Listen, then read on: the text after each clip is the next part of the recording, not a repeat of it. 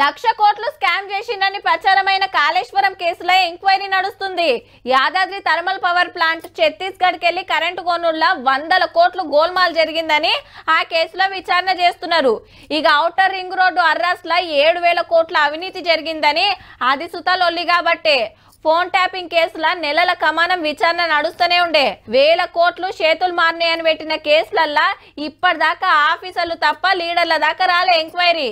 కానీ 55 కోట్ల formula race case అయితే ఫస్ట్ కెళ్ళి రామన్న సుట్టే తిరిగింది. మరి అలా ఏం నడిచిందంటే దగ్గర 7 గంటల ఏసీబీ ఎంక్వైరీ తర్వాత ఆఫీసులకు వెళ్లి బయటకు వచ్చిండు రామన్న. పొద్దుగాల 10:30కు లోపలికి పోతే పొద్దుముకు 5 దాకా నడిచింది.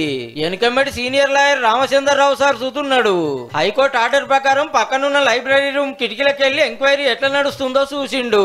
పర్మిషన్ లేకుండా సర్కార్ పైకం ఎట్లిస్తారు, ఫారెన్ కంపెనీకి మాత్రం 55 కోట్లు ఇవ్వాల్సిన అవసరం ఏమొచ్చింది, ఆర్బీఐ పర్మిషన్ తీసుకోవాలని తెలియదా, కేబినెట్ ఓకే చెప్పాల్సిన పని లేదా, అగ్రిమెంట్లు పైసలు ఇచ్చుడు మొత్తం మీ హ్యాండ్ ఓవర్లనే నడిచిందా, బిజినెస్ రూల్స్ పాటించిండ్రా అని క్వశ్చన్ల మీద క్వశ్చన్లు వేసిండ్రట. నాడిమీట్లో 1:30కు సార్కు బువ్వ తినడానికి ముత్యమంతసేపు బిరేక్ ఇచ్చి మళ్ళా చాలు చేసిండ్రు. మున్పు ఏసీబీ ఎంక్వైరీలు ఆఫీసర్లు ఇచ్చిన స్టేట్మెంట్ ముంగడ పెట్టి ప్రశ్నలు వేసిండ్రట. కేటీఆర్ సార్ చెప్పిందంతా రికార్డ్ చేసిండ్రట ఆఫీసర్లు. మళ్ళోపారి ఎంక్వైరీకి పిలిచే ఛాన్స్ ఉన్నదట. ఇదొక చెత్త కేసు, ఇందులో విషయమే లేదు.